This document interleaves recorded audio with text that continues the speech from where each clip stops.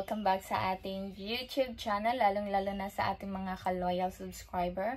At kung bago ka pa lang po sa aking YouTube channel, please watch this video until the end. At nang makilala niyo po ako, at since wala yung asawa ko ngayon, ako lang muna. In today's video, we're going to talk about paano ba kami nagkakilala ng aking afam. Well, actually, we don't call it afam kasi Australiano siya. Alam ko yung afam is American foreigner that is living in Manila. That's the whole meaning ng afam. Since asawa ko is Australiano. Sabihin ko na lang na asawa kong Australiano.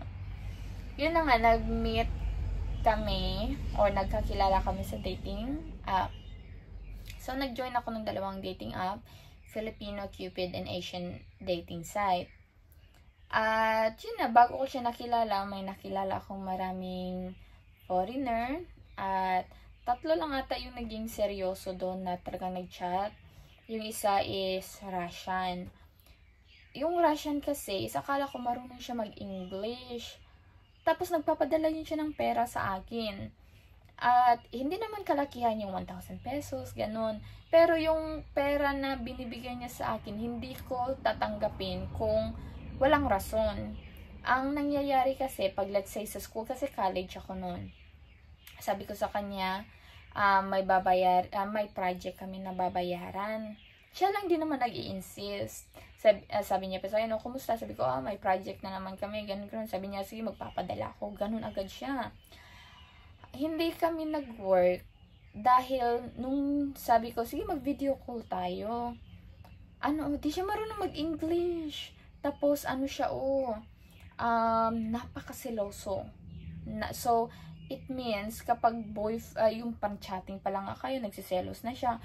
What more kung kami na talaga mag-asawa na kami. So, ayaw ko yung ganung tipong lalaki. Tapos, every time na nagsisend siya sa akin ng pera, sabi ko sa kanya, wag ka muna mag-send ng pera. Kailangan ko kukuha muna ako ng resibo para ipakita ko sa iyo. Pag may nabili ko na yung mga items, ipapakita ko rin sa iyo na sure, yung pera na binigay mo sa akin, dito napunta. Ganon. Hindi ko binibili sa panluho ko. No, kasi I believe in karma. Tapos, yun na, we're planning to get married. Kaya sabi ko sa kanya, mag-video call na tayo. Ang problema mga Zion Dong, hindi siya marunong mag-English. So, ayaw ko din masaktan kasi if you prolong the relationship, talagang masasaktan ako ng lalo. Hindi lang ako, pati siya. Sabi ko sa kanya, let's stop chatting na kasi ayaw ko mag-waste ng time. Ayaw ko din sayangin yung oras mo. So, let's just be friends. Tapos, ayaw niya, galit siya. Hindi naman siya naggalit. Sabi niya, ano ba yung kulang ko? Bakit, ayaw kong maging friends lang tayo. Sabi ko, blinak ko siya. Ganon siya ka-obsessive na gumawa talaga siya ng Facebook account para i-message niya ako. Tapos, umiiyak siya. Tapos, dinilit ko lang Facebook ko. Kasi naaawa na rin ako sa kanya eh. Next is, yung chatmate ko na American, hindi rin nag-work kasi he don't believe in marriage. Tapos, INC ako dati. So, sabi ko, kailangan ko ng lalaki na willing to be part of my church. Ganon, religion. At, yung third is, yung pangalawa is nag-send din yun ng pera sa akin. Pero same rules talaga ako. Pinapakita o nagbibigay talaga ako ng resibo. Tapos yung pangatlo, hindi ako nakatanggap ng pera sa kanya, ganon, no. He is 29 years old. Tapos willing na rin kami noon, yung mag-meet na sana kami. Tapos ang problema doon, sabi ko, hindi ko pa talaga to na research yung tao na to, totoo ba to, ganon. So, yun na. Siya na yung sinearch ko sa Facebook. At sa lahat ng mga social media, yun, nakita ko siya.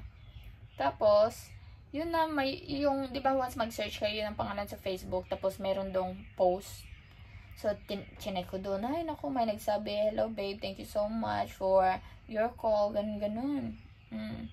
Tapos, nung plano niya nang pumunta dito, sabi ko sa kanya, kasi message ko talaga yung babae, sabi ko, kaano-ano mo to kaano-ano mo tong lalaking to? Sabi niya, boyfriend ko. Sabi ko, hindi ko inawa yung babae. Sabi ko, okay. Sabi niya, bakit? Sabi ko, ka-chatmate ko kasi din to siya. Pero okay lang. I'll stop messaging him.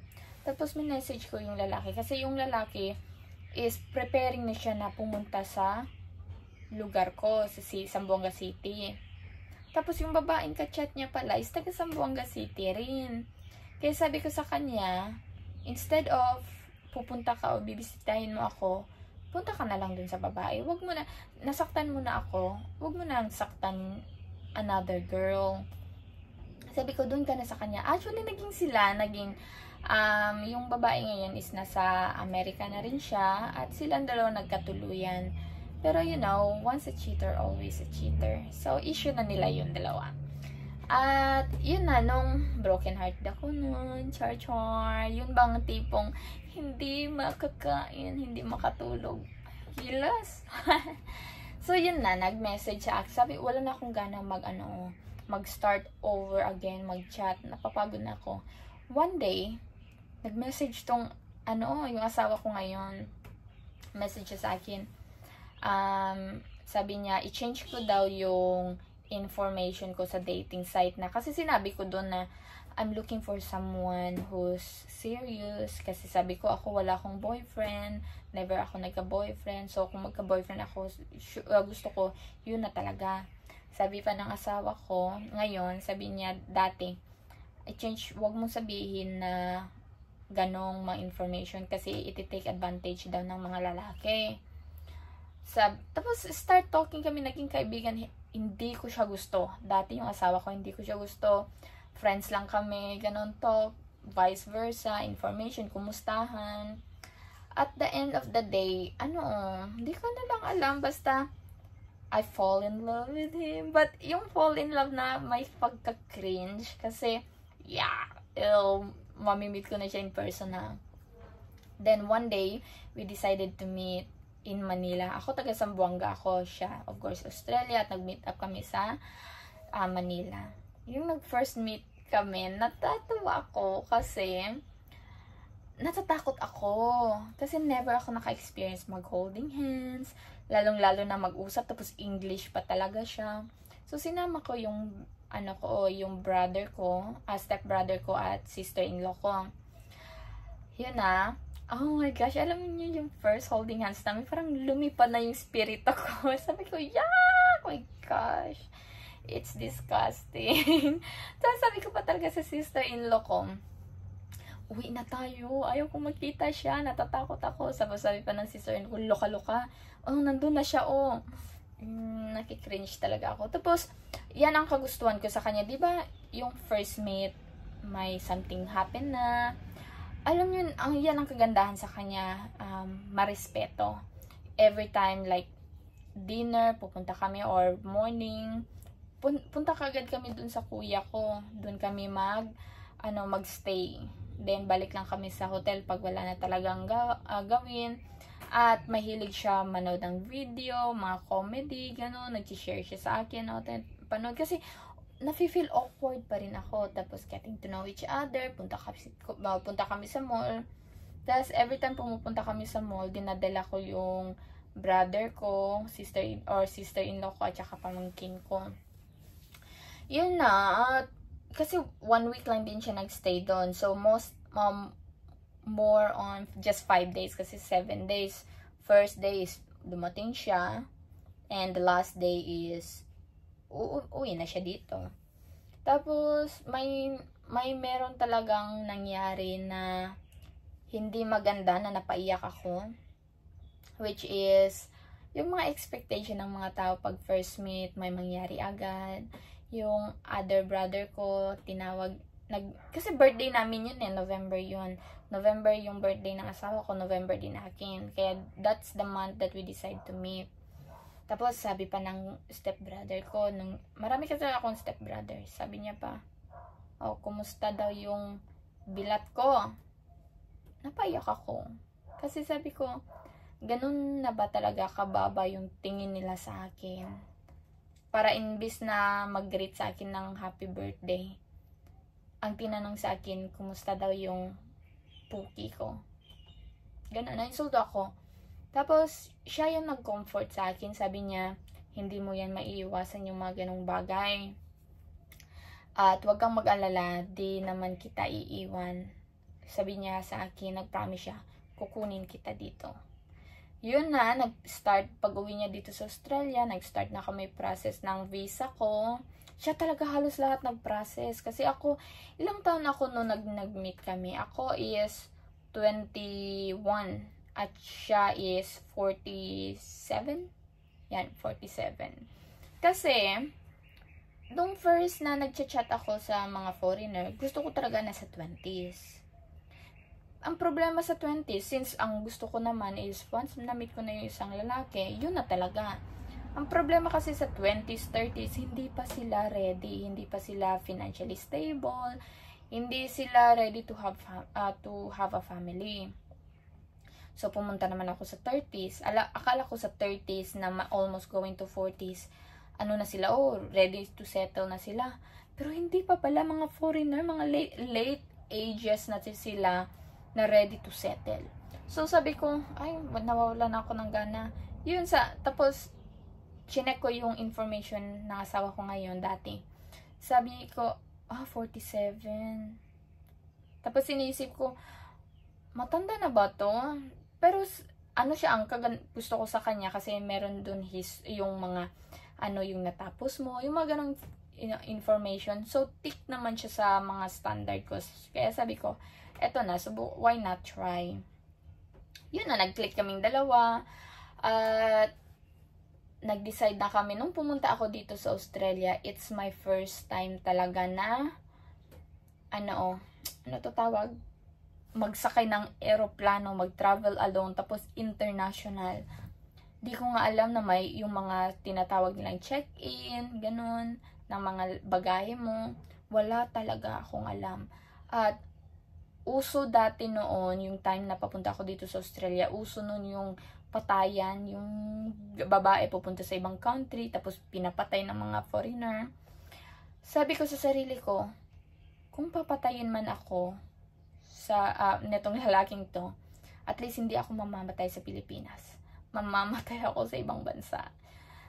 Ganon yung yung iniisip ko. At may mayroon na nakausap ko naman yung nanay niya dati, so meron ng connection. At bago ako pumunta dito sa Australia, nakausap ko muna yung nanay ng asawa ko. In-interview talaga ako, parang ano ka dyan? Yung anak mo ang mas matanda sa akin, tapos kayo pa yung may yung parang natatakot.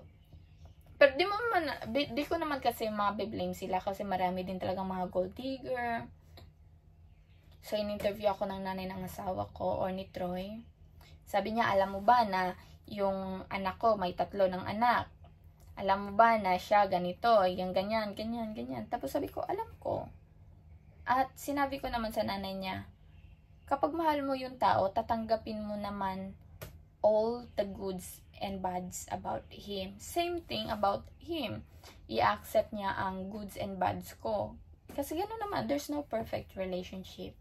At nagustuhan ng ang sagot ko ng nanay ng asawa ko. Sabi niya, you know what? The thing that I like about you is kahit daw bata pa ako, pero in terms daw sa buhay, mature daw ako. Yung pananaw ko sa buhay, mature daw. Tapos, nung nandito na ako sa Australia, hindi agad naging madali. Kasi, syempre, yung asawa ko, may 3 anak. Akala ko madali lang eh. Kasi I grow up with broken family at dealing with different kids. Akala ko, parang parang normal lang, hindi naman kasalanan ng mga bata. Pero pag nandyan ka na sa sitwasyon, dinidil mo yung mga bata na hindi naman sa'yo, mahirap. Lalong-lalo na kapag wala silang respeto sa'yo. Yung mga anak nito, yung ngayon, nandito yung 3, wala talaga yan silang respeto dati sa akin. Yung bunsong anak ng asawa ko, tinawag niya ako one time na gold digger. At yun yung mahirap. Pag pag na-meet mo yung love o partner mo sa buhay, tapos matanda kaysa sa'yo, ikaw, madalas kang matatawag na gold digger. Kasi naranasan ko yan dito gold digger. Gold digger daw ako, pera lang habol. At yung pangalawa, or on the other side, masakit din sa part ng asawa ko kasi merong time na magsiswimming kami, and then merong one time na merong talagang sasakyan na nag-stop at tinawag yung asawa ko na pedophile. At di ko pa talaga maintindihan anong ibig sabihin ng pedophile dati. Tapos nagpasalamat pa ako sa tao. Sabi ko, salamat. Sabi pa ng asawa ko, bakit ka nagpasalamat? Alam mo ba anong meaning ng pedophile? Yun, hindi madali. At masasabi ko naman, age doesn't matter. Kung sabihin ko sa inyo na, kung sa tingin nyo age doesn't matter, ano ba pipiliin nyo? Yung bata nga, pero wala namang, hindi pa stable sa buhay, less respect, less experience, tapos hindi pa ready mag-settle down. Paano pa, sinasayang mo lang yung oras mo. Rather than, doon ka na sa may experience, alam na kung anong gusto nila sa buhay, at saka, financially stable ka na. Asawa ko hindi po mayaman. Kaya nagtutulungan po kami. At nung dumating ako dito sa Australia, yung visa ko po is visitor visa, visiting visa. Tapos, nag-apply ako ng student visa, nakakuha ako ng multiple entry, nag-apply ako ng student visa, then we start to do the spouse visa.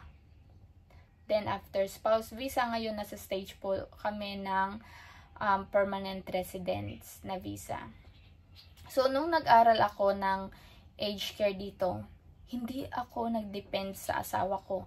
Since I have a skills and certificate na mag-massage, diretso po ako agad, massage. Nagmamassage po ako dito, ako po nagbabayad ng tuition ko, kasi ayaw ko na yun bang darating ang araw na iinsulto ako. O hindi naman nag-iinsulto yung asawa ko, pero I just don't give an opportunity na mangyari yan. Yun bang maging pabigat. Ganon. Kasi yan talaga yung pinaka-hatest word ko nang lumaki ako. Kasi masakitin ako Tapos yung kapatid ko sinabi sa akin, alam mo sa pamilya natin, ikaw lang talaga ang yun bang pabigat dito sa pamilya. So, nung lumaki ako, I always carry that word. Sabi ko, hindi ako magde-depend kahit kanino. Hanggat kaya ko, magwo-work ako, at hindi ako magiging pabigat sa kahit kanino man. So, nandito na ako, nag-massage agad ako, tapos mahilig ako mag-second hand shop. So, ang ginagawa ko para maka-income din ako, binibenta ko yan online. Binibenta, nakaka-income po ako, kaya nakakapagpadala po ako sa Pilipinas. Tapos nahihiya akong maghingi ng pera sa partner ko. Lalong-lalo na kapag siya naman yung nagbabayad sa mga gastusin. At nung nakatapos na po ako ng pag-aaral sa aged care, so yung pera na instead ibabayad ko sa tuition, naiipon ko na po yun.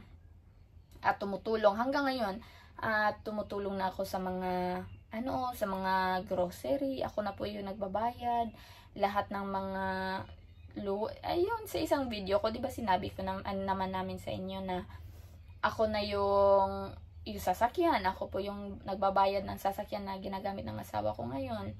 Yung mga bata, mas gusto nilang humingi sa akin kaysa sa mga parents nila, kasi alam nila ako, namimigay ako. Yung mga parents nila, hindi. Kung bibilhan man sila, pinapabayad sa kanila. So ako hindi. Ang rules ko kasi, kung may gusto kayo, ibibigay ko hanggat kaya ko. Pero once akong may gustong iutos sa inyo, dapat sundin nyo rin. Diba? Ganun yung rules ko. At yung relationship namin ng asawa ko nang nandito na ako sa Australia, it's not perfect. It isn't easy. Kasi meron talaga, alam nyo na, yung mga past niya, na dinidil niya pa rin hanggang sa ngayon. Maraming adjustment nung nandito na ako sa Australia. Akala ko yung buhay ko maging masaya. Hindi ko naman masasabing pangit yung buhay ko dito. Ang masasabi ko lang, pag you know or alam mo kung saan ka kontento or kontento ka na sa buhay mo, mas magiging madali yung buhay mo.